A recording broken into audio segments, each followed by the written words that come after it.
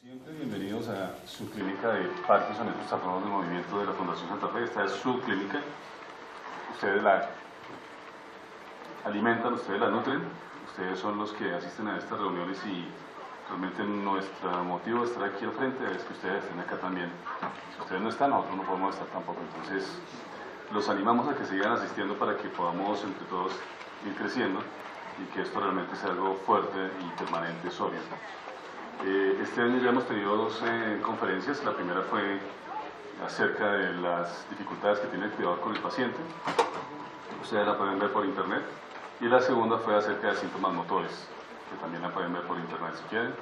Se ingresan al link, a la página de la Fundación Santa Fe de Bogotá y la encuentran en la clínica de Parkinson. Bueno, entonces, si no asistieron, por favor traten de verla y si tienen preguntas, pues las trataremos de solucionar en algún momento, sea en la consulta, sea, no sé, en cualquier momento podemos tratar de solucionar esas preguntas.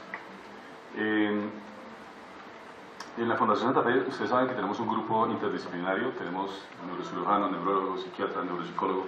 Estamos tratando de fortalecer cada vez más el grupo y de tener más gente. Desafortunadamente, se nos va, Carolina ya se nos fue. Sin embargo, ella tiene un sentido de pertenencia bastante grande con el grupo, con la Fundación Santa Fe y con el grupo de Parkinson y trastornos del movimiento, y ella quiso venir a dar la charla hoy. Ella ya no está con nosotros hace como un mes aproximadamente, pero pues ustedes la conocieron el año pasado, los llamaba a ustedes para asistir a las charlas. Carolina es una excelente nutricionista, yo la podría recomendar sin ningún problema, y ella viene a darnos la conferencia hoy acerca de la importancia de la alimentación en el manejo de la enfermedad de Parkinson y muchas otras cosas que ustedes van a aprender acerca de esto. Entonces, póngale cuidado a lo que va a hablar la doctora Carolina hoy. Todas las preguntas que vienen, yo sé que no va a haber ningún problema en cuanto a parte de alimentación se refiere, ella es excelente en este sentido. Va a hablar de algunas complicaciones, pero tan solo déjenme contar una cosa, no para que se asusten ni para que se aterren, sino que la importancia de la alimentación es tan crucial dentro de la enfermedad de Parkinson que parte de las complicaciones y el fallecimiento de algunos pacientes con Parkinson es porque no se cuidan con la alimentación. Es porque se ponen a comer mucha proteína, porque no comen frutas, no comen verduras, porque hacen vólvulos, porque hacen obstrucciones y tenemos complicaciones severas. Entonces no son muchos, la mayoría son juiciosos, pero parte de los que se complican y que tenemos desafortunadamente fallecimientos es porque no se cuidan en la alimentación. Entonces lo que va a decir la doctora Carolina hoy es crucial, por favor, apréndanlo, háganlo en su casa, invite a su familia a que comparte con ustedes alimentación, que sea una alimentación de familia y que sea un plan de familia donde la nutrición sana y adecuada sea algo para ustedes bien importante. Los dejo con la doctora Carolina. Carolina, me alegra mucho y me tristece mucho también a la vez que tú te vayas. Carolina es excelente, entonces la vamos a extrañar bastante y yo sé que ustedes también la van a extrañar. Yo quisiera que de todas maneras cuando Carolina, por favor anoten el teléfono de Carolina o alguna consulta por fuera, alguna cosa. Yo sé que ella no les va a negar una consulta domiciliaria, que es lo que usualmente Carolina hace. Entonces, yo sé que varios pacientes que no se pueden desplazar fácilmente a un hospital, a una clínica, entonces ella también hace consulta domiciliaria. Los dejo con la doctora Carolina. Gracias. Buenos días. Bueno, para mí es un gusto estar hoy aquí con ustedes. Un tema de vital importancia. Quizás el año anterior ya habíamos arrancado con un poquito del tema de la alimentación. No habíamos ahondado tanto en todos los aspectos relevantes respecto a la alimentación y el manejo de la enfermedad de Parkinson. La idea del día de hoy no es solo abordar la alimentación como una necesidad básica, sino también como uno de los manejos terapéuticos dentro de la enfermedad de Parkinson. Entonces, de ahí a que el título de esta conferencia sea Importancia de la alimentación en el manejo de la enfermedad de Parkinson. Parte del tratamiento de la enfermedad de Parkinson viene por lo que comemos. Cuando hablamos de una alimentación saludable, no solamente vamos a hablar de que no comamos paquetes, no tomamos gaseosa y evitemos ciertos alimentos. No. Para hablar de una alimentación saludable, vamos a tener que hablar de varios aspectos fundamentales en torno a la comida. 4 de ellos son, lo primero, que esa alimentación sea completa, que la segunda, que esa alimentación sea equilibrada, sea suficiente y sea adecuada. Cuando hablamos de una alimentación completa, nos referimos a que esa alimentación incluye alimentos de todos los grupos que están disponibles. Actualmente la regulación o la normativa colombiana dividió los alimentos en 6 grupos de alimentos fundamentales o básicos. ¿Cuáles son? El primero, todo lo que son los lácteos y sus derivados. El segundo, lo que son los cárnicos, huevos y leguminosas secas. El tercero, todo lo que son cereales, raíces, tubérculos y plátanos. Cuarto, verduras y frutas. Quinto, azúcares y sexto, grasas. Y ustedes me dirán, ¿pero azúcares dentro de los alimentos que debemos consumir? Pues todo tiene una razón de ser, y es que estos también nos aportan ciertos nutrientes que son fundamentales dentro de la alimentación. ¿Qué es lo importante a tener en cuenta con esto? Que las cantidades que consumamos de cada uno de estos grupos sean las indicadas. Segundo aspecto, que esa alimentación sea equilibrada.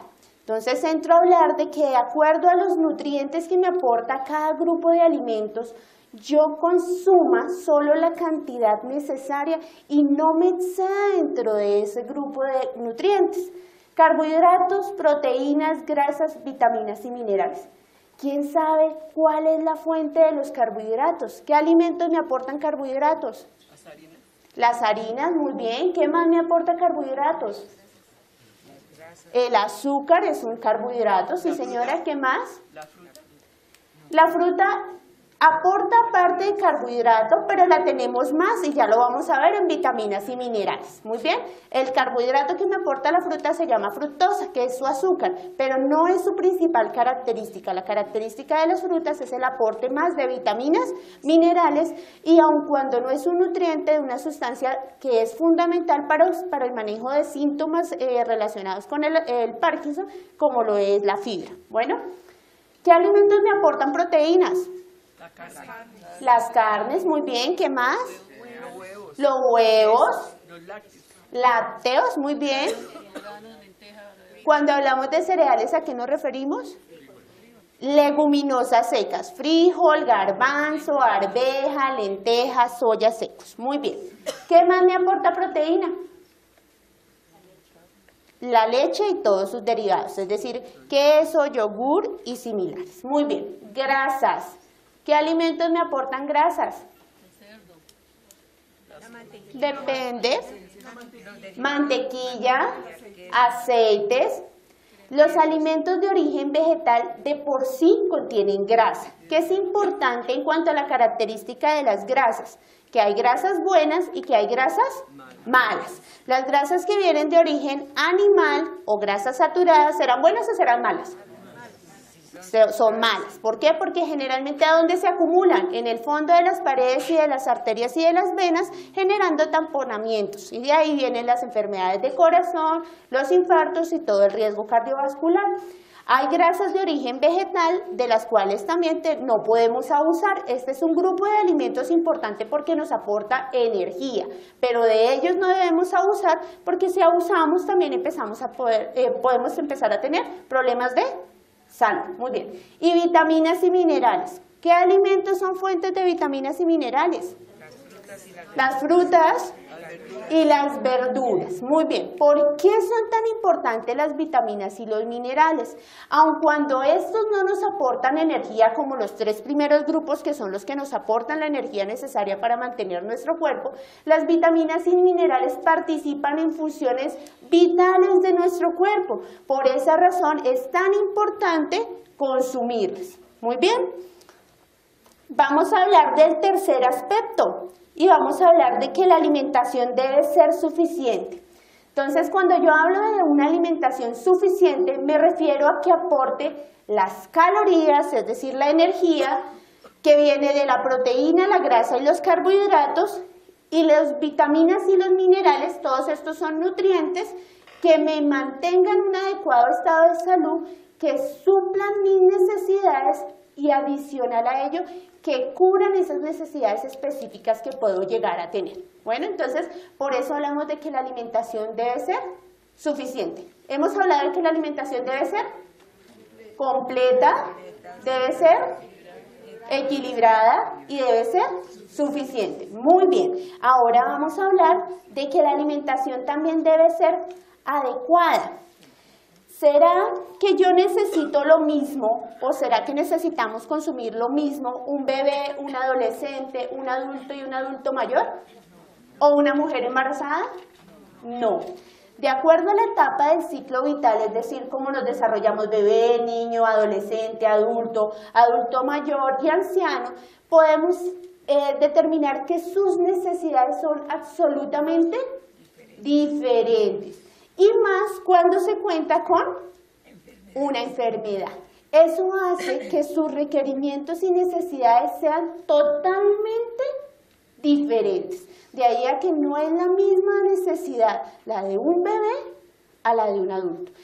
¿Por qué me enfoco tanto en esto? Porque la alimentación debe ir siendo cambiante. Yo no me puedo quedar, no, es que cuando niño yo no comía fruta y entonces ahora estoy adulta y tampoco me gusta y entonces nunca me voy a adaptar a los cambios que son necesarios para llevar una alimentación adecuada. Es muy importante que seamos consecuentes en que la alimentación también nos garantiza salud. Si no cambiamos hábitos alimentarios, muy probablemente desarrollemos enfermedades relacionadas con hábitos alimentarios inadecuados. ¿Cuáles son los objetivos de la alimentación en la enfermedad de Parkinson? Básicamente son 4 y yo agregué un quinto porque me parece muy importante que lo tratemos. El primer objetivo es controlar y o manejar los síntomas gastrointestinales. ¿Por qué no hablo solo de controlar? Porque hay síntomas gastrointestinales que definitivamente no vamos a poder controlar del todo, pero sí los vamos a poder manejar. Que no nos generen problemas, que no nos generen complicaciones, que no nos generen alteraciones en nuestra vida diaria. Nada más harto que sentirse indispuesto por algo que nos moleste en el estómago, ¿verdad? Entonces, por eso es tan importante empezar a controlar esos síntomas. Y como les decía el doctor, en algunos casos esos síntomas gastrointestinales pueden llevar a complicaciones que pueden derivar en la muerte de un paciente. Entonces, lo que necesitamos es no llegar al síntoma y controlarlo, sino tratar de prevenirlo. Muy bien. El segundo objetivo es evitar la interacción fármaco-nutriente y ya vamos a hablar más específico de esto porque es un tema sumamente importante. Ustedes hablan del off, hablan del on, ¿cierto? De cuando estoy apagado, cuando estoy tieso, cuando me puedo mover, cuando no puedo caminar bien, pero esto también se correlaciona con la alimentación y ya vamos a ver en qué parte específicamente. Tercero, favorecer la prevención de otras enfermedades. Tengo una enfermedad de Parkinson, pero eso no me hace inmune a otras enfermedades. Enfermedades como, ¿qué otras enfermedades podemos llegar a tener? Diabetes, enfermedad coronaria, EPOC, hipertensión, obesidad, desnutrición. Entonces, todo lo que queremos llegar a hacer es evitar llegar a una de esas patologías. El cuarto objetivo es optimizar el estado nutricional del paciente. Y el quinto, que para mí es fundamental, la calidad de vida de mi paciente. No por tener una enfermedad dejamos de estar vivos, la vida continúa, pero hay que continuarla como bien, con calidad. Entonces, por eso, estos 4 primeros objetivos me llevan a que yo garantice que estoy teniendo calidad de vida. Si yo no tengo calidad de vida, ¿tendrá algún sentido que yo me preocupe por tomarme solo la medicación y descuide todo lo demás? No, ¿verdad que no?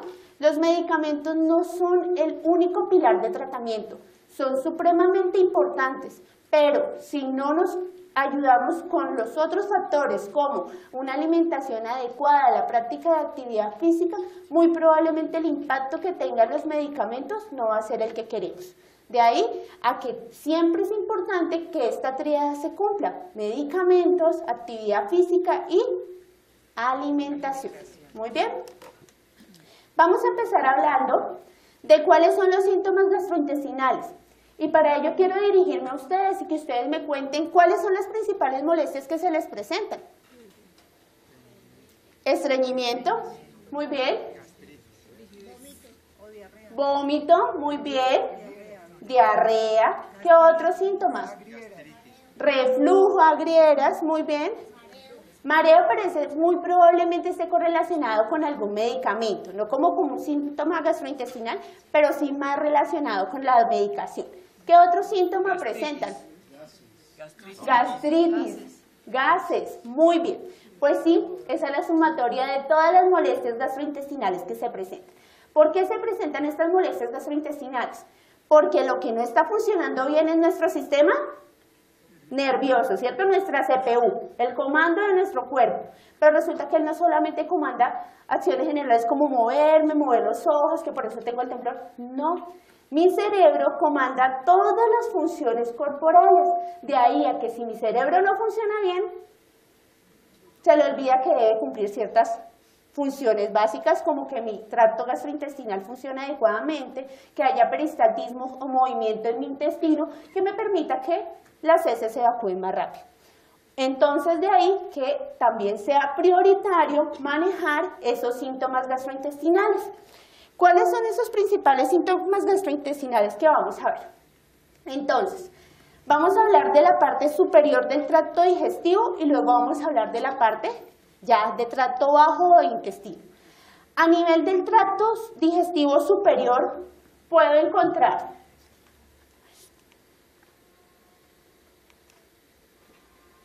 un segundito. Puedo encontrar que a nivel de la boca puedo presentar cialorrea. ¿Saben qué es la cialorrea? Salivación excesiva. Salivación excesiva. Y todos pensamos que es porque producimos mucha saliva, ¿cierto? Y uno dice, uy, tengo mucha saliva dentro de mi boca. Pero resulta que en el paciente con Parkinson sucede todo lo contrario. El paciente tiene poca saliva. Lo que sucede es que el paciente, la CPU, se le olvida decirle hay que pasarse la saliva. ¿Y dónde se queda la saliva? En la boca. ¿Y qué pasa con la saliva? ¿Cómo se pone esa saliva? Espesa. ¿Y cómo sabe? Ácida, ¿verdad? Entonces eso genera que esa salivación excesiva me pueda generar lesiones a nivel de las comisuras de la boca, que la lengua a veces también tenga lesiones y obviamente tenga la molestia de que todo el tiempo siento que tengo demasiada saliva en la cavidad oral. Entonces, no es porque tenga mucha saliva, es porque simplemente no la pasamos. El deterioro dental, si tengo esa salivación, por así decirlo, excesiva, pues mis dientes también están expuestos a que si quedan residuos de alimentos, se haga una fermentación más rápida y me provoque caries y deterioro de los dientes más rápido. El bruxismo, ¿saben qué es? Lo que uno dice, crujo los dientes. Bueno, disfunción temporomandibular, sentimos que se nos quedó pegada la mandíbula, se nos trabó la mandíbula y no pudimos masticar. En etapas avanzadas del Parkinson puede llegar a presentarse. Sensación ardiente de la boca y de la lengua. Si la saliva está espesa, está ácida y no la paso, ¿dónde se quedó? En la boca y en los dientes. ¿Y cómo siento la boca? Amarga, como si me estuviese quemando. A nivel de faringe puedo presentar una disfagia. ¿Saben qué es la disfagia? La incomodidad para tragar. Sí, que siento que de acá no me pasa, como si tuviese un nudo en la garganta que no permite que el alimento pase. Entonces, es muy común y ya vamos a hablar de cómo manejarlo, porque esta disfagia me puede llevar a otro factor de riesgo que se llama broncoaspiración, que es que simplemente el alimento que debe llevar al estómago no llega al estómago, sino ¿a dónde? A los pulmones, provocando infecciones asociadas como neumonía. A nivel del estómago, alguien me dijo esa sensación de ardor, el reflujo, al estómago se le olvida que debe cerrar su tapita para que no se retorne de la parte de alimento que consumimos hacia el esófago. Entonces todo mantiene en un continuo, sube y baja. Y la gastroparesia, el estómago funciona muy lento, demasiado lento. A nivel del intestino, ¿qué síntomas ya podemos presentar? Entonces, la primera, que nos sentimos totalmente distendidos, como si nos hubiésemos comido un ladrillo o un elefante sentado. Todo el tiempo estamos supremamente llenos, nos sentimos que el estómago está a punto de reventar, así no hayamos comido nada.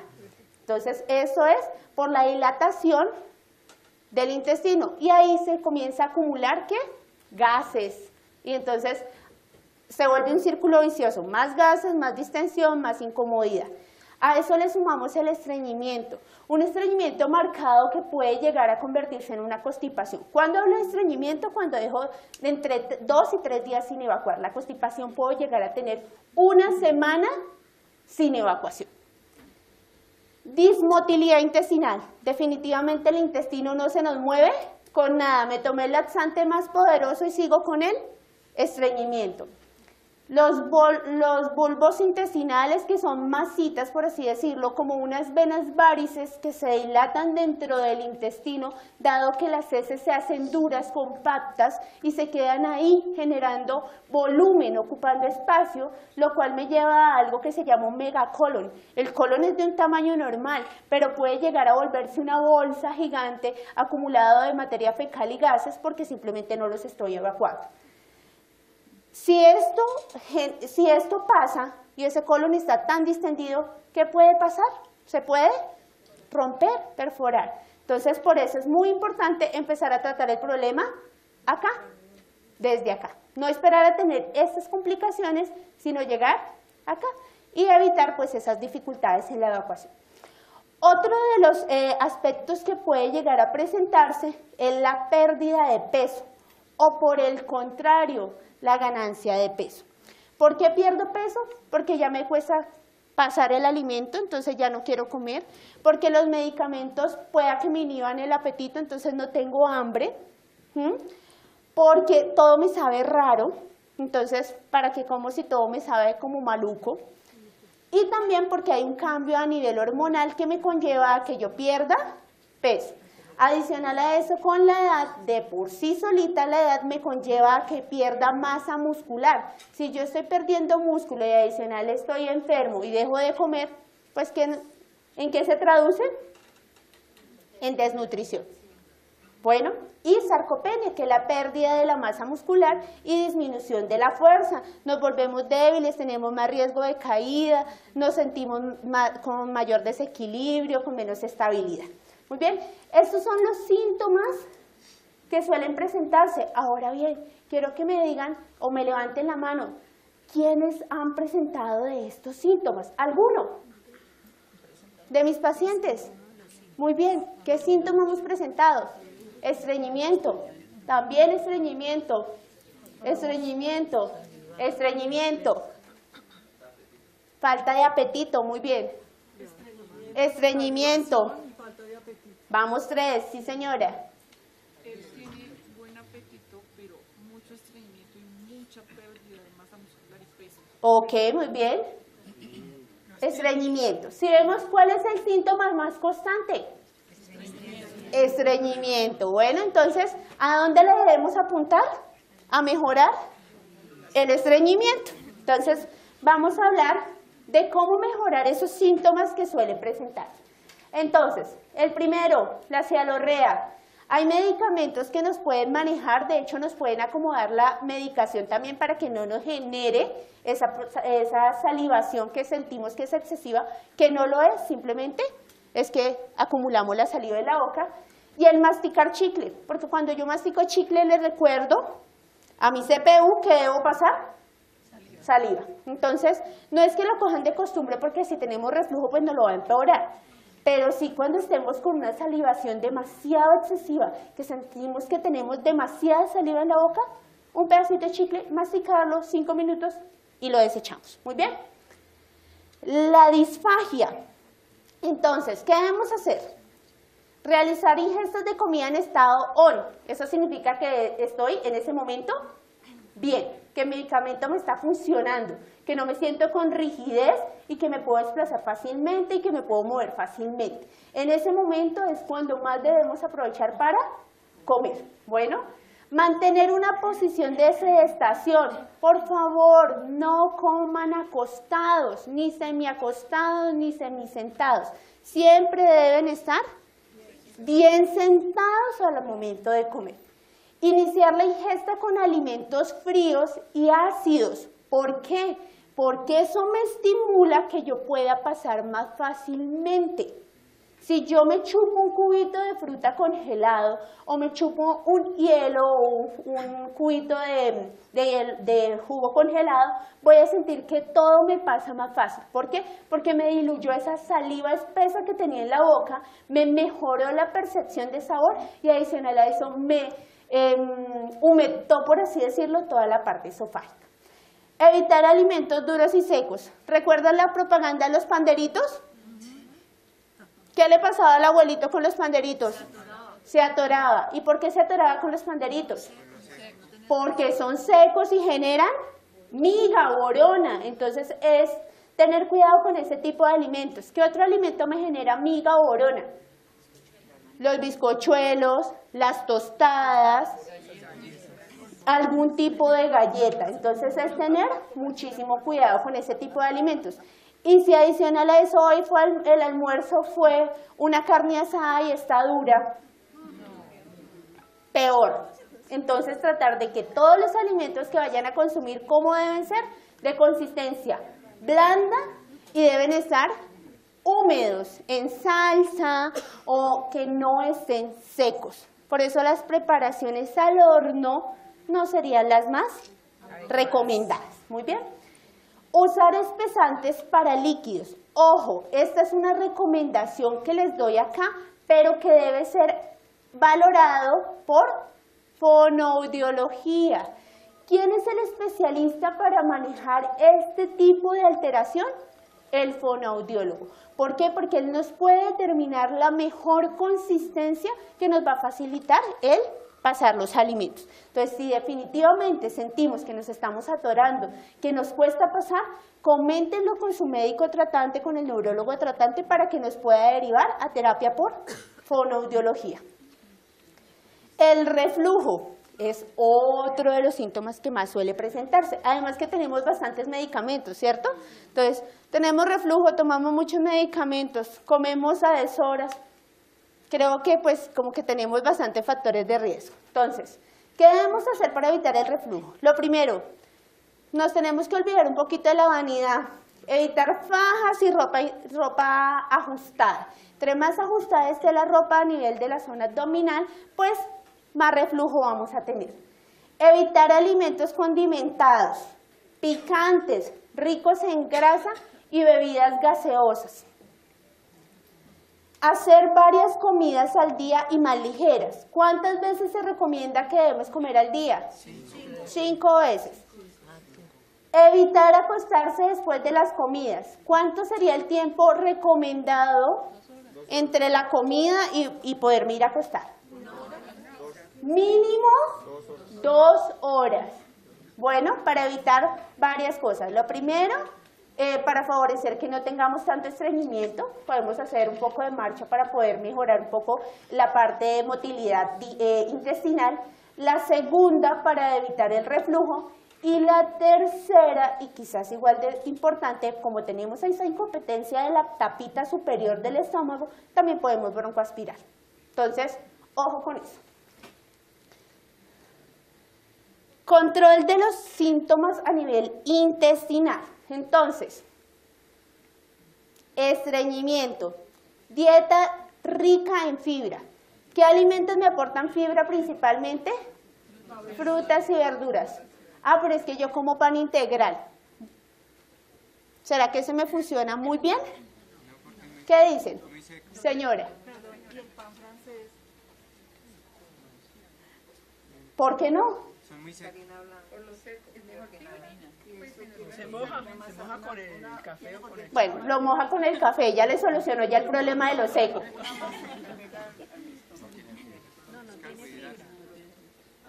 El gluten es una parte totalmente ajena, solamente se restringe el gluten en aquellos pacientes que tienen intolerancia. Si no tenemos intolerancia al gluten, no habría cuento. El cuento es más, ¿será que ¿El pan francés es la opción ideal? ¿Será que es el pan integral? ¿Será que todos los panes que dicen integrales sí lo son? ¿Cómo considero un producto integral? ¿Qué debo revisarle la etiqueta para decir que si es integral o no? ¿Y qué debo mirar? ¿Qué debe decir la etiqueta? Dice, es el pan integral con miel y uvas pasas. No sé si estoy Tranquila. Yo miraría la tabla nutricional, que es lo que generalmente miro.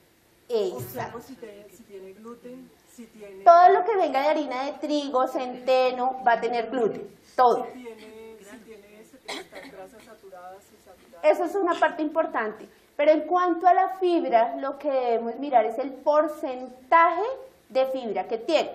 Los invito a que comparen un pan integral marca ADME con un pan blanco de esa misma marca ADME y miren la diferencia en cuanto a aporte de fibra.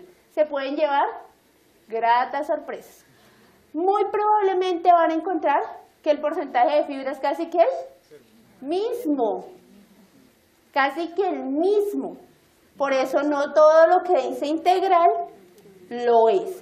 ¿Qué les recomiendo? Panes que tengan más de un 10%. Entonces hay panes de 7 granos, panes de centenos, panes multifibra, que realmente sí tienen un mayor porcentaje. ¿Qué marca? ADME también, no hay ningún problema.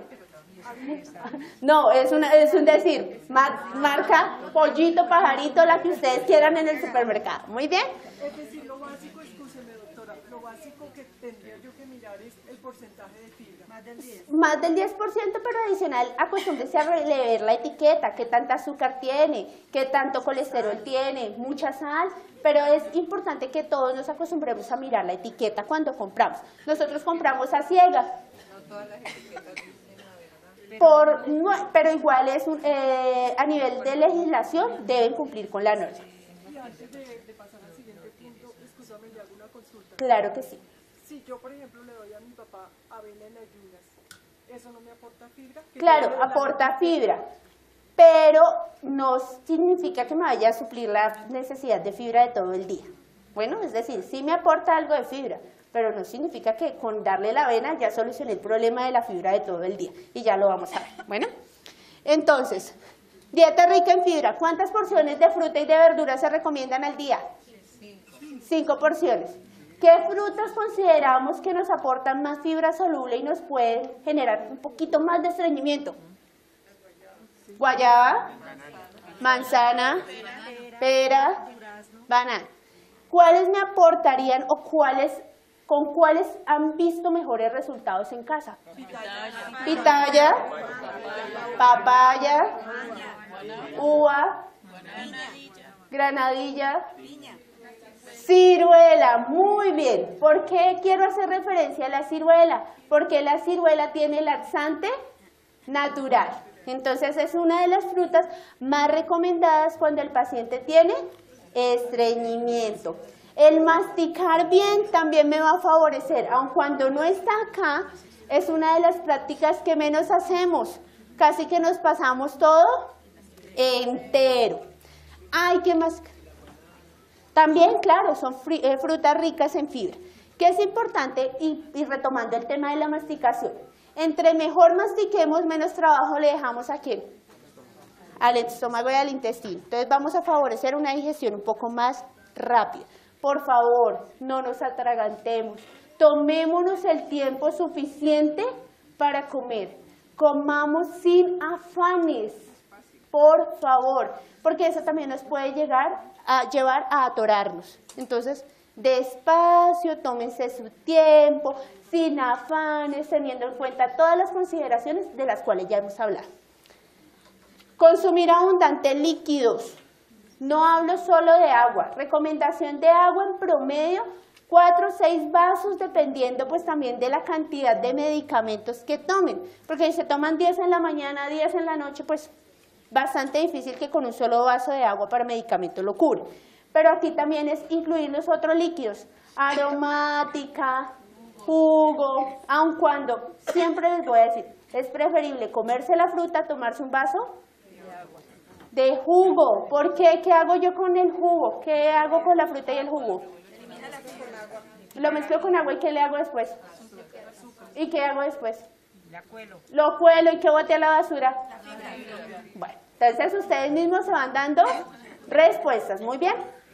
Levante la mano quien hace ejercicio.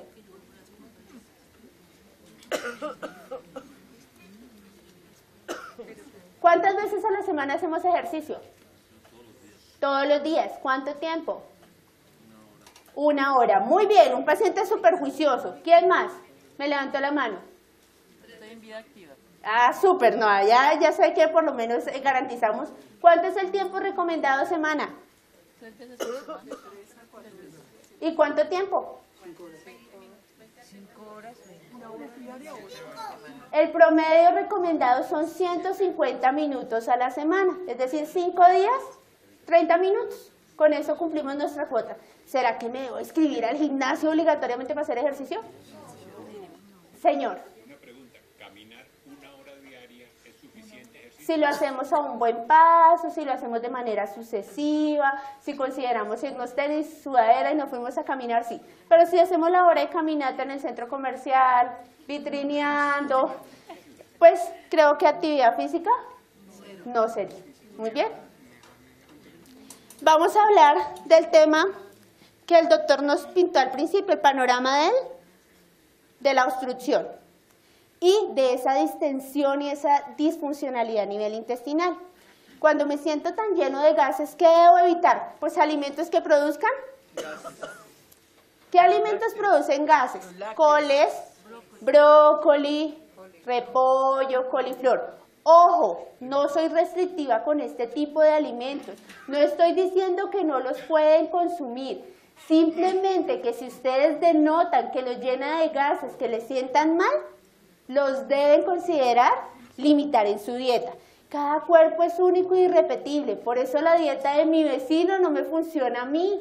La dieta es para cada uno tiene necesidades distintas, especiales y únicas. Así que por favor, no se copien de la dieta del internet, lo que dijo mi vecino, el de la droguería. No, todos somos diferentes. Entonces, téngalo claro. ¿Qué otros alimentos me producen gases? Los granos secos o leguminosas, frijol, lenteja, garbanzo, pero vuelve y juega. Si no les sientan mal, no tienen por qué retirarlos de su dieta. La leche. Hay que revisar en particular. ¿Por qué? Porque hay personas intolerantes a la lactosa y otras no lo son. Y otras nos estamos volviendo intolerantes porque simplemente se volvió de moda la leche. ¿Y será que todos tenemos intolerancia a la lactosa como para tomar leche de lactosa? ¿Para quién aplicaría la leche de lactosa? Para los que tienen la intolerancia. Nuestro cuerpo está tan bien dotado que desde que nacemos él solito produce una enzima que se encarga de degradar la lactosa. Yo tengo una preguntita, ¿la leche de lactosa es sin calcio? ¿No tiene calcio? Ya te explico. También ya termino la idea y ya te explico. Bueno, entonces resulta que esa enzima que tenemos en nuestro intestino degrada la lactosa. Pero ¿qué pasa si yo la dejo de usar? Simplemente ella se le olvida que cuando tiene que actuar, debe actuar. Y se le olvida. Entonces ya me produce intolerancia. Eso es lo que realmente ha venido sucediendo con la leche. Y la moda de la góndola de leche del lactosado. ¿Qué pasa con el calcio y la lactosa? La lactosa ayuda a absorber mejor el calcio. Pero si ya no hay lactosa en la leche, pues el porcentaje de calcio que se va a absorber va a ser menor. Muy bien. Disculpe una pregunta. Señora. ¿La leche sube de peso y produce colesterol? Por eso la leche como tal no sube de peso, no te puede subir de peso a menos de que te la comas con 1000 cosas más. Es el conjunto de lo que tú comes lo que te va a llevar a subir de peso. Es la inactividad física y el exceso en consumo de alimentos ricos en grasas y ricos en azúcares lo que nos lleva a subir de peso. ¿Qué es importante con la leche de preferencia? Que consumamos leches bajas en grasa. La leche deslactosada no es baja en grasa. La leche deslactosada lo que tiene es rota el azúcar como para que no nos siente mal, porque ya somos intolerantes a la lactosa, pero la grasa está completita, a menos de que tomen leche deslactosada descremada. Y la leche de soya. Y el yogur, eso. Bueno, vamos para allá. Leche de almendra, leche de soya. Yogur sin dulce. Ya vamos para allá. Pero primero abordemos los vegetales. Soya, almendras, ¿qué otras han escuchado? De coco. ¿Han visto un coco con glándula mamaria? Pregunto yo. ¿Será que el arroz tiene glándula mamaria para producir leche? ¿Será que la leche de soya es leche? ¿O será que la leche de coco es leche? No, la leche de soya, de almendras, de arroz son mal llamadas leches, son una mezcla vegetal, no tienen aporte de calcio, su proteína es absolutamente pobre, es decir, que casi nada se usa, y el calcio que aporta es mínimamente absorbido. Entonces, esas leches vegetales realmente no son leches. Recuerden, hay que tener glándula mamaria para producir leche, es decir, que la leche siempre va a venir de un animal. Muy bien. En cuanto al yogur sin dulce, es una fuente, es un derivado lácteo, por ende me aporta proteína, me aporta calcio y se considera. Depende del tipo de yogur que tú escojas. Si tú escoges un yogur tipo light, va a tener menos cantidad de grasa y no va a tener azúcar. Si uno deja de consumir leche, ¿qué alimento puede sustituir porque le aporta? Sus derivados, queso, yogur, para suplir esa necesidad. Lo ideal, hay personas que se hacen intolerantes a la lactosa, es cierto, totalmente intolerantes. Lo que tendríamos que manejar en este caso es un producto como el queso, que por ser un fermentado ya no tiene la misma cantidad de lactosa. De hecho, la industria ha trabajado tanto en ello que ya hay hasta yogur deslactosado. Que antes uno pensaba que era redundante, pero no. Simplemente lo que hacen es trabajar lo industrial para que tenga un poco menos de lactosa. Señora. Pero el queso que se debe consumir es no el doble crema, sino el campesino. Bajos en grasa, ya solo vamos allá. Listo. Bueno, hablamos también de hacer varias comidas al día en cuanto a la parte de manejo de la disfuncionalidad gástrica y intestinal. Para la pérdida de peso, ojo con esto. Lo primero, control y seguimiento por nutrición. Es muy importante que si ustedes ven que su masa muscular se está afectando, que están perdiendo peso o por el contrario están subiendo de peso, súbitamente consulten con su nutricionista. ¿Por qué? Porque resulta que puede estar generando un desbalance en su alimentación o hormonalmente algo puede estar cambiando en su cuerpo y hay que verificar qué es lo que está pasando. Adecuación de la dieta, vuelvo y le repito, la dieta es individual y debe ajustarse en consistencia, en tiempos de comida y en preparaciones variadas que permita que sea rico hacer la dieta, rico seguir esas recomendaciones, no una dieta restrictiva donde nos quedamos con agua y pan. Bueno, evaluar la necesidad de iniciar complementación nutricional para optimizar el cubrimiento de los requerimientos nutricionales. Ojo con esto, no todos requieren complementos ni suplementos nutricionales, no se automediquen, seamos cuidadosos con ese manejo. Escúcheme, doctora, le hago una consulta, por ejemplo, en caso de la glucerna. Solo si tienes formulación. Lo ideal es que primero te valoren para saber si tiene la indicación y ya también te voy a explicar por qué. Vamos a seguir con otra parte muy importante, hablando de la interacción nutriente-fármaco. El fármaco que interactúa con los nutrientes se llama, ¿quién lo toma? Creo que la mayoría. ¿Por qué? Porque es uno de los medicamentos más usados en Parkinson para manejar algunos de sus síntomas, como lo es la rigidez, ¿cierto? ¿Y con quién interactúa esa levodopa en esta carrera, en esta competencia? Con la proteína. Muy bien. ¿Por qué quise graficárselos como una competencia de autos? Porque resulta que estos dos cochecitos van por una autopista, pero esa autopista solo tiene un carril. Y el que pase primero, pues entró, y el que no, se quedó por fuera. ¿Qué suele ocurrir? Si yo los consumo en conjunto, o el medicamento no me funciona, o no me funciona bien, o simplemente este deja de absorberse. Y este es un nutriente esencial para mantener nuestra masa muscular. Entonces, por esa razón, estos dos cochecitos no deben ir nunca paralelos por la misma autopista, porque como van por la misma vía, debo diferenciarlos. Entonces, uno sale a una hora y el otro cochecito sale a otra hora. Muy bien. Señor. ¿Qué diferencia de horas debe haber entre los dos? Ya vamos para allá, tranquilo. Cuando hablo de proteína, ¿de qué alimentos dijimos que hablábamos? carnes, pollo, pescado, huevo, leche, queso. Muy bien. ¿Cuáles son las recomendaciones para evitar que esos dos cochecitos se vayan a estrellar? El primero, mantener horarios de comida estables. No hay una forma diferente de llegar a evitar esa interacción. Dejar mínimo 1 hora entre la toma del medicamento y el consumo de los alimentos. Mínimo, idealmente 1h30, pero mínimo 1 hora. Tercero, preferir el consumo de los cárnicos en la cena y una porción más pequeña en el almuerzo. Durante el día yo necesito estar más on, ¿cierto? En la noche no hay problema si estoy off porque ya me voy a acostar a dormir, ¿cierto? Entonces tengan cuidado con eso. Si consumimos más proteína en el almuerzo, muy probablemente vamos a sentir que ese día estamos más rígidos, que el medicamento no nos hizo el mismo efecto, pero es circunstancial dado que los dos cochecitos se encontraron en la misma autopista. Bueno, evitar el consumo de porciones grandes de proteínas. Hoy me fui y me comí un churrasco de 350 gramos y me tomé el Sinamed a las 3 de la tarde. ¿Será que en la tarde siento el mismo efecto del medicamento? No. Y el quinto y otra razón por las cuales estábamos viendo que el medicamento no funcionaba. No consumir ningún tipo de complemento y o producto nutricional que no sea formulado por el médico o la nutricionista. ¿Por qué? Porque la mayoría de complementos y suplementos nutricionales que tienen proteína. Entonces de ahí a que interactúen. Bueno, estas son las 5 reglas básicas para evitar que se nos choquen los dos vehículos. ¿Muy bien? Doctora, ¿le puedo hacer una consulta chiquita? Bueno, llegado el caso como mi papá, que estaba bajo de peso y le optaron porque le diera glucerna.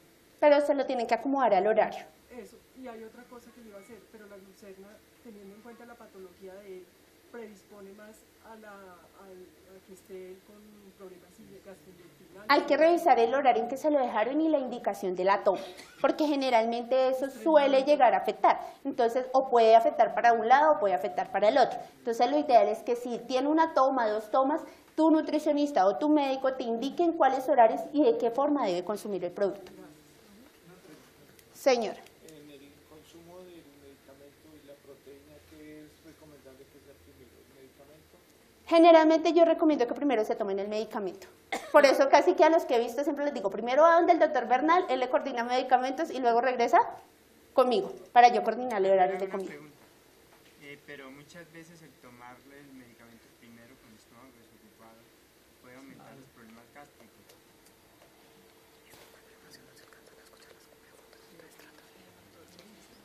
Dime. Que cuando está desocupado el estómago, como son medicamentos tan fuertes, pueden producir problemas gástricos. De hecho, una de las recomendaciones, y creo que en la conferencia anterior el doctor Bernal se los decía, que ideal antes de la comida y ojalá con jugo de naranja para potencializar su acción. Si el estómago está vacío va a funcionar mejor. ¿Con jugo de naranja o de guayaba? Jugo de naranja sobre todo. Tomar el medicamento con jugo. Entonces es una indicación más médica y eso lo conversamos.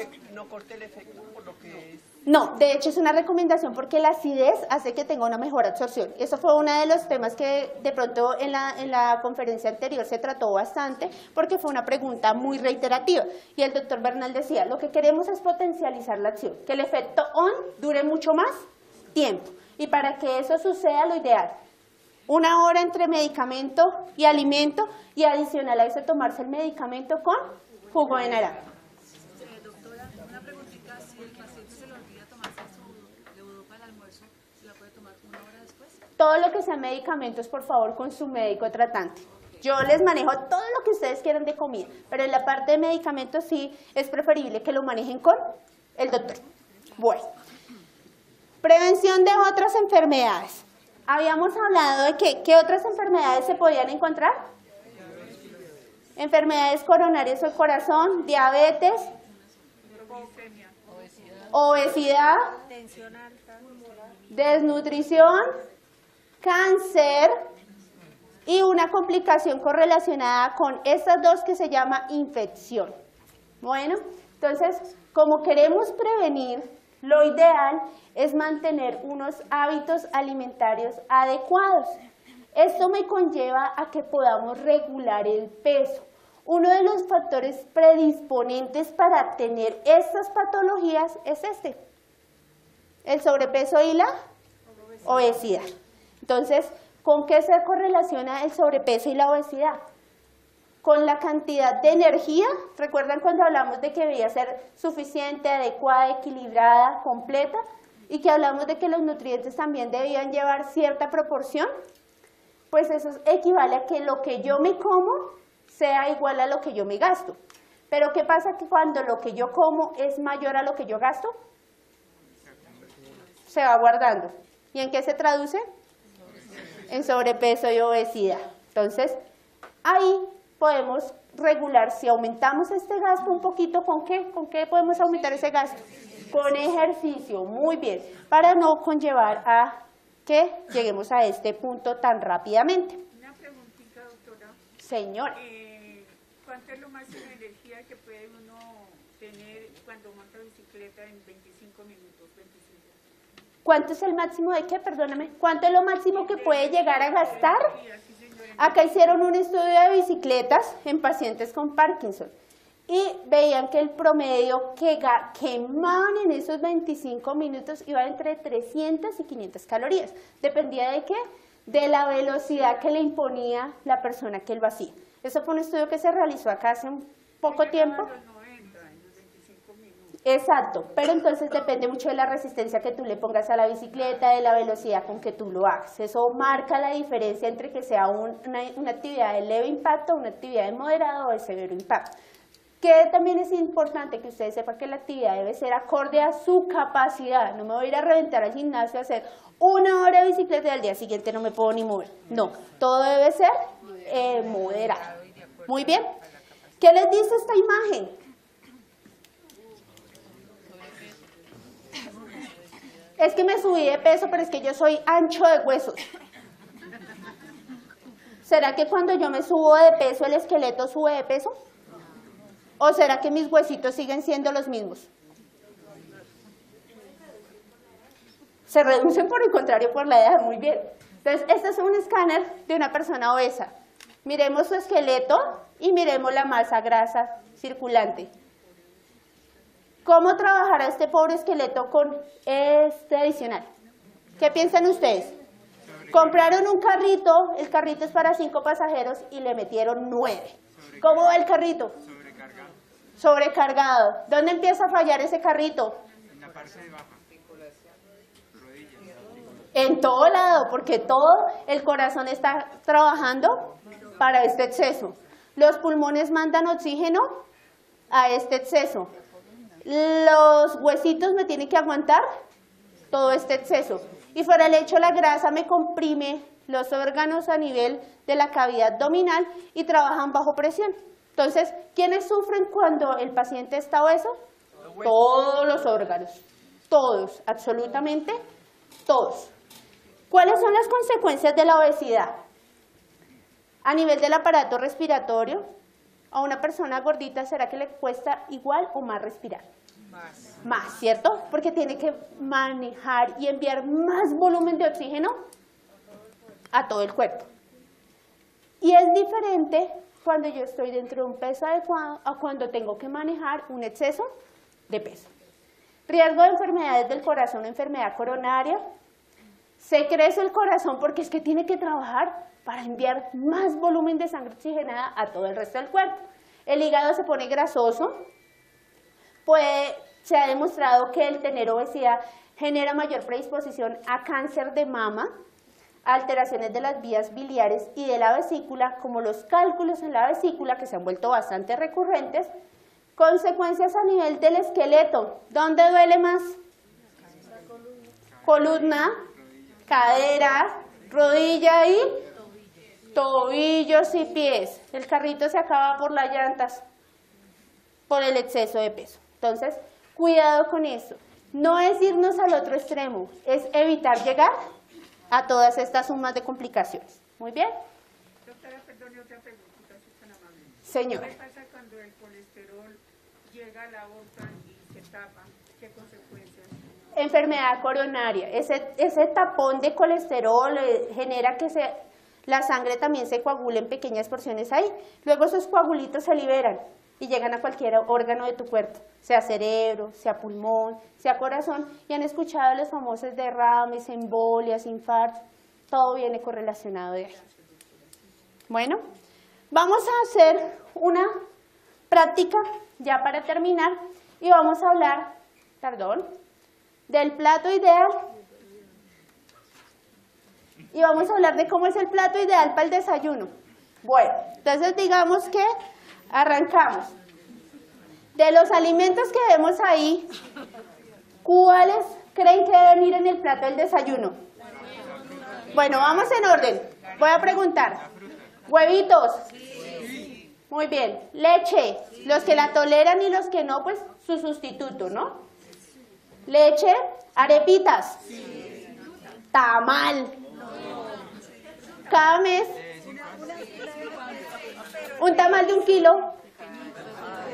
Tiene que llevar chicharrón y si no, eso está mal. No trae nada, solo masa. Tiene que estar bien potecudo el tamal y si no, no está mal. Y además con chocolate, queso del que estira, una buena porción de pan y si no, no está mal. Bueno, y caldo de costilla, a ver, pero ¿dónde quedamos? Quesito, fruta, juguito de botella, rico, ¿no? Ay, para bajar la empanada, ¿no? Pero ¿qué pasó? Ese plato está como muy harto, ese plato, ¿no? Entonces, ¿cuáles no irían? ¿Y el jugo de botella? Ojo con esto, yo quiero hacer claridad con algo. De vez en cuando no hace daño, pero el de vez en cuando en nuestra casa es cada 15 días, cada mes. ¿Será que así aplica el de vez en cuando? ¿Que me lo comí cada 6 meses? Sí, puede ser una probabilidad. Y no me va a comer el de kilo, me va a comer el pequeño. Bueno, entonces, o sí, la particularidad de un diciembre. Entonces, cuidado con estos alimentos. ¿Alimentos ricos en qué? Grasa. ¿Y alimento rico en? Azúcar. Muy bien. ¿Qué debe llevar mi plato de desayuno ideal?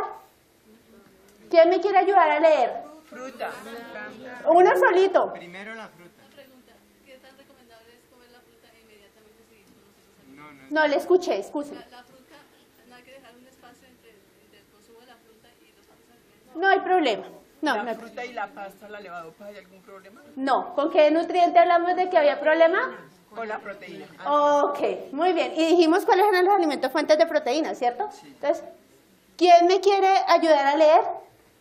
Que levante la mano. ¿Qué debe llevar el plato ideal? No, uno solito. Mira acá. Entonces, arrancamos. Muy bien. ¿Podemos comer de todas las frutas? Sí, salvo que tenemos que tener cuidado con frutas que me los puede producir más estreñimiento. Muy bien. Proteína, como el huevo, queso, changua. O sea, dentro de la proteína iría el huevo, el queso, la changua. Son como las opciones. Caldo con pollo, etc. Muy bien. ¿Y cuánto tiempo después? Una hora. ¿Cuánto tiempo después de la levodopa? 1 hora mínimo, muy bien. Hora y media. Bebida en leche. Muy bien. Si no la toleramos, pues una bebida caliente o en su sustituto un yogur o una bebida láctea que no contenga. Disculpe, doctora, le hago una consulta. A mi papá le encanta, por ejemplo, el café en leche. Ahí podría ir sin problemas. Sin problema. Chocolate. ¿De cuál será el recomendado? Del chucula con panela, harina, bajo en azúcar, muy bien. ¿Y farináceo? ¿Qué tenemos de farináceo? Arepa. Galletas, envuelto, y etc. Muy bien, ¿listo? Entonces, este es el componente más recomendado de un desayuno. ¿Quién desayuna así? ¿El huevo diario? Ya le respondo. ¿Quién desayuna así? Cereal. Yo le doy eso. Bueno, es una opción. ¿Y el cereal qué es?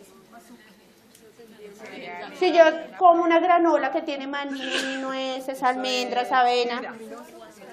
¿Y de dónde lo encasillo en estos? Farináceo. ¿Listo? Si me puedo hacer una consulta, doctora, por decir algo, la fruta que yo leía el otro día, no sé si estoy errada, que el hecho de que usted mezcle la fruta con otros alimentos no le va a quitar el efecto que tiene la fruta y no va a ser igual y que va a quedar encapsulada.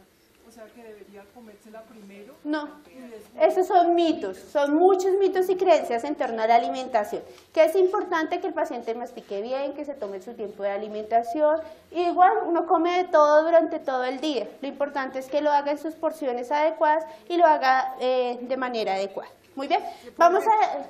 ¿Se pueden mezclar de frutas? Generalmente pueden mezclarlas dependiendo de la tolerancia. Si es un paciente con un reflujo, pues no consumir frutas ácidas porque le va a aumentar el reflujo, pero lo importante es que igual consuma su porción de fruta. Muy bien, vamos a dejar preguntas al final para poder avanzar, porque todavía nos falta un poco de tema. Muy bien, entonces, este es el plato ideal del desayuno. No significa que tenga que ser una regla consecutiva de que todos los días o solamente lo que me preguntaban, el huevo diario, el queso, la idea es que sea variada. Entre más variada sea la alimentación, menos monótona, menos cansona va a ser. Muy bien, vamos a pasar a ver el menú del almuerzo. Muy bien, entonces encontramos pollito, carnecita, pescado, gaseosa, qué rico, pastica, papitas, ensalada, un chicharrón, mira, y me le pusieron el limón para cortar la grasa. Mira, fui generosa, les dejé el limón para que les corte la grasa. Bueno, ¿iría? ¿Pollo sí? Arroz. ¿Carne sí? ¿Pescadito? ¿Cuál es el pescado más recomendado? Ojalá pescados de mar. Yo sé que la economía no nos da todos para salmón, pero por lo menos sí pescados, ojalá de mar. ¿Será que el bagre? Uy, con harta grasa. ¿Rico? Roa, lomero, sierra, pargo, picuda. ¿Qué? ¿Por qué de mar? ¿Coca-colita rica? ¿Por qué de mar? ¿O gaseosita rica? Gaseosa cero.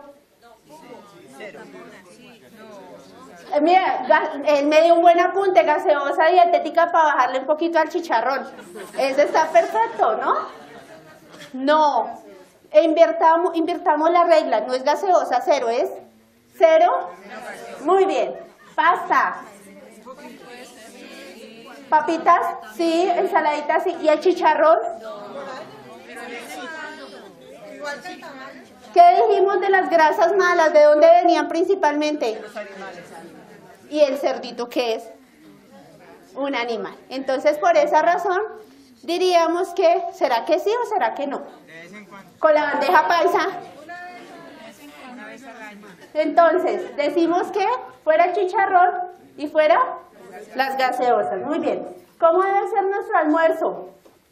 Ojo, porque aquí estamos hablando paciente con que debe consumir harta fibra, ¿cierto? Entonces, ideal, porción de fruta, porción de proteína. Ojo, aquí lo hice referenciando si vemos que estamos subiendo de peso. Una sola harina y la verdura y ensalada. Si yo estoy bien de peso y por el contrario me he visto que me he bajado, pues me puedo consumir las 2 porciones de harina sin ningún problema. Ojo, no es que porque me como una sola porción me como medio plato de arroz. Pues entonces mejor sírvase la porción chiquita de arroz y sírvase una papa pequeña, ¿cierto? Pero si sirvo medio plato, pues realmente no llegué a hacer nada. Muy bien. ¿Por qué es importante y por qué les quería compartir esto de los platos ideales? Porque a veces se nos olvida. Y entonces aquí en el plato va papa, arroz, pasta, de pronto una tajadita de yuca también y la carnecita frita. Ay, faltó la tajada de plátano. Por favor, el ACPM tradicional. Entonces, cuidado con ello. Bueno, porque recuerde que uno de los síntomas que más tenemos es estreñimiento. Y entre más harinas consumamos, más estreñidos. Entonces, por eso prima el consumo de fruta y de verdura. Muy bien. Hábitos alimentarios saludables. Ojo con esto, vamos a jugar al semáforo. ¿Qué no? ¿Qué debemos limitar? Y que está totalmente permitido.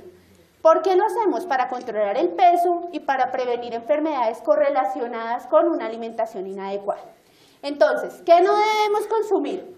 Alimentos altos o ricos en fibra, el chicharrón, el tamal, sopas de sobre, caldos de cubo, salsas industrializadas, fritos, productos de paquete, comidas rápidas, postres y productos de repostería. Alimentos ricos en azúcares, todo lo que son bebidas industrializadas. ¿Quién sabe en promedio cuántas cucharadas de azúcar tiene una gaseosa? 16. Depende. Promedio, 10 cucharas. Promedio. Cada cuchara son en promedio 10 gramitos, entre 8 y 10 gramitos. Vamos a hacer una cuenta rápida. Me tomo una gaseosa todos los días, es decir que todos los días me estoy tomando 80 gramos. En una semana me tomé 560, es decir, me tomé una libre de azúcar en una semana solo con tomarme una gaseosa diaria. Multipliquemos eso por un mes. En un mes ya me habría tomado 2 kilos de azúcar en solo gaseosas. Y si lo multiplicamos por el año, imagínense